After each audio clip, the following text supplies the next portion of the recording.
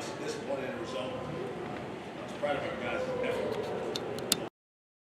Another difficult environment, which you come to expect when the hottest team in the country is playing at home. And I thought our guys competed, gave ourselves a chance there in the last 4 minutes. We didn't make enough plays down the stretch. That's what it came down to. Credit to K-State, they did. They're a good team. We have a long way to go with this group. And we don't have time to feel sorry for ourselves because it doesn't get easier. Mike, you mentioned not making plays down the stretch. What can you do better down the stretch? Man. I need to go back and look at the film from tonight. I thought that today we were a little bit better. We obviously played through Caleb quite a bit there. Then they started double teaming him. He made some good plays. We just had a couple of really careless turnovers, really right at the end that cost us an opportunity to get, the shots that we really wanted. It was a pretty big scoreless stretch at the start of the second half. What was going wrong in that stretch? Oh, man, that's a great question, Marshall. I wish I had a better answer for you right at this time. I honestly can't even think about the stretch you're talking about because we figured out a way to come out of it, whatever it was, however long it was.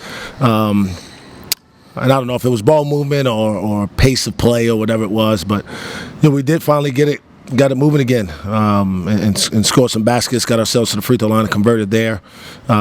Just didn't do enough of it. You mentioned you ran through Caleb a lot. What did you think of him tonight?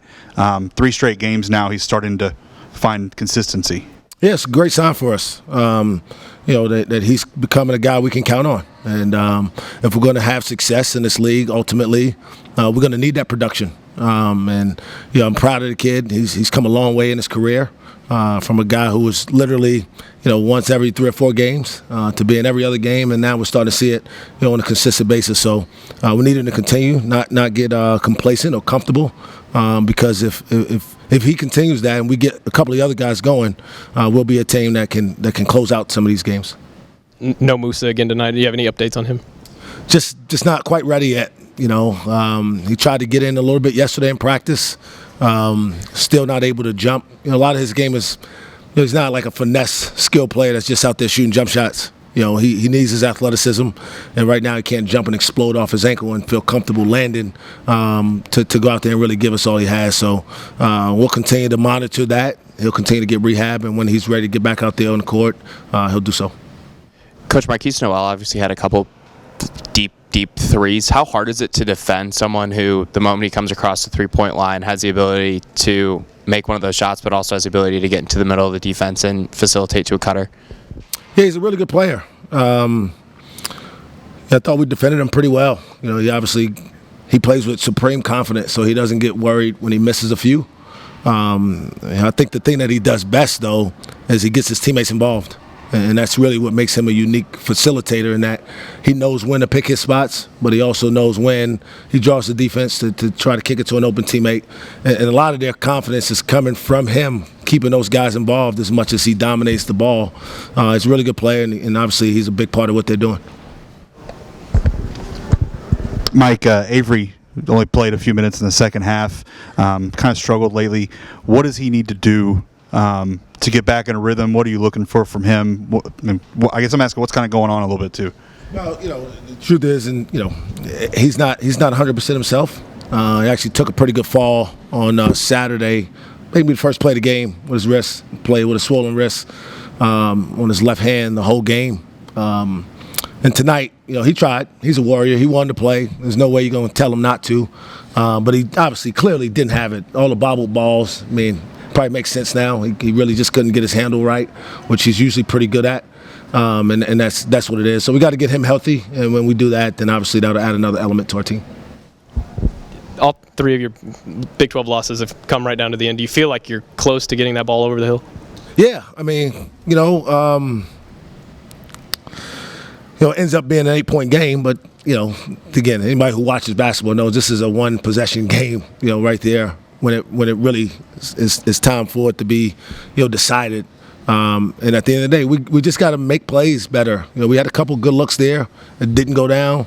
And obviously got to make sure we value those possessions as much as possible, maybe find a way to get ourselves to the free throw line, maybe a time or two more.